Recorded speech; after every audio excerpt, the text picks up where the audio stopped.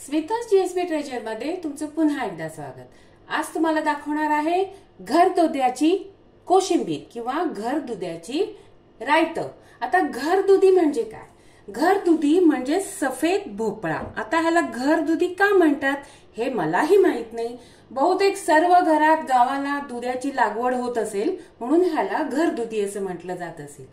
आता ह्याची कोशिंबीर करण्याकरता आपल्याला काय साहित्य लागणार आहे पाहूया। सर्वात प्रथम हा घरदुधी आपल्याला किसून घ्यायचा आहे। किसल्यानंतर ह्याला पाण्यात घालायचं आहे, नाहीतर तो काळा पडतो। आता या घरदुध्याला आपल्याला फोडणी द्यायची आहे। फोडणीसाठी आपल्याला काय साहित्य लागणार आहे पाहूया।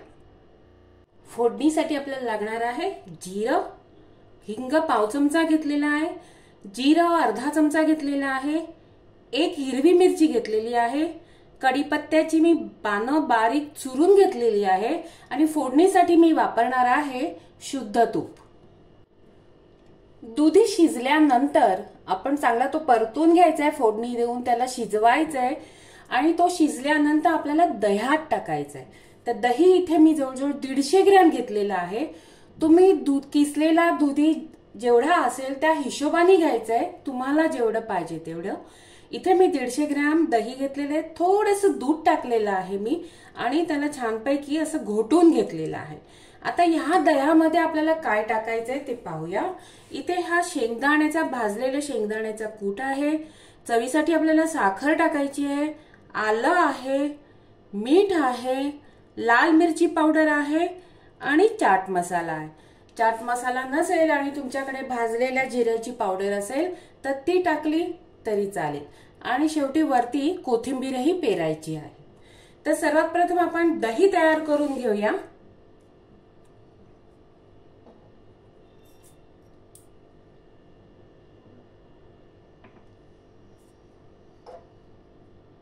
हे आलं टाकलेलं आहे, आलं, साखर आणि शेंगदाण्याचं कूट टाकून घेतलाय, मीठ टाकलेलं आहे, लाल मिरची आणि चाट मसाला। आता हे आपल्याला एकत्र करून घ्यायचंय। ह्याच्यात आपल्याला कोथिंबीरही कापलेली टाकायची आहे।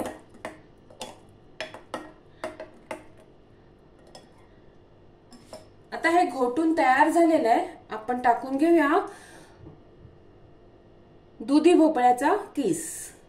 फोडणीसाठी 1.5 टीस्पून तूप टाकलेलं आहे कढईत, थोडंसं गरम व्हायची वाट पाहूया।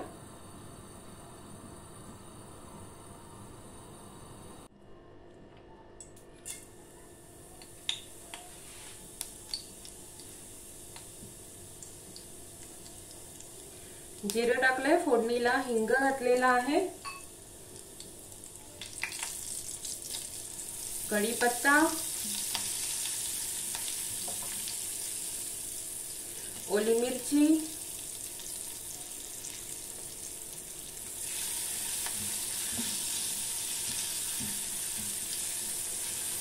आणि ह्या फोडणीवर आपल्याला आता घालायचा आहे किसलेला घर दुधी।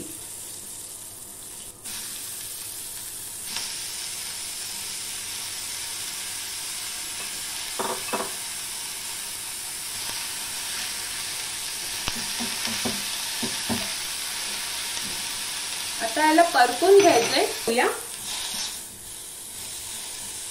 आणि जर तुम्हाला असं वाटलं की हा शिजत नाहीये तर थोडंसं पाणी घातलं तर चालून जाईल।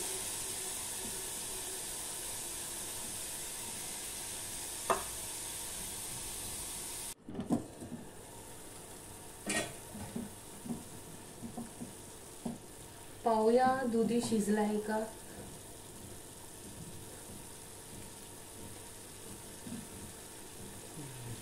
दुधी छानपैकी शिजलाय। शिजताना मी मीठ घातलं नाहीये एवढ्यासाठीच की मी त्या दह्यामध्ये मीठ घातलेलं आहे। आपलं मिश्रण तयार झालेलं आहे, म्हणजे थंड झालेलं आहे।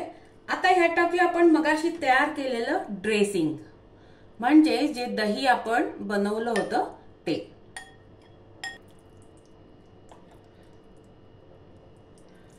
मस्तपैकी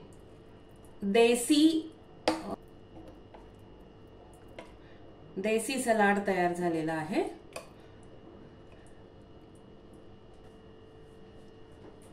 घर दुध्याचं रायतं तयार आहे। माझ्या पद्धतीप्रमाणे तुम्हीही करून पहा। माझा चॅनल स्मिताज जीएसबी ट्रेजरला लाईक करा, शेअर करा, सबस्क्राईब करा। मी परत येत आहे अशीच एक सुंदर नवीन रेसिपी घेऊन खास तुमच्यासाठी। धन्यवाद।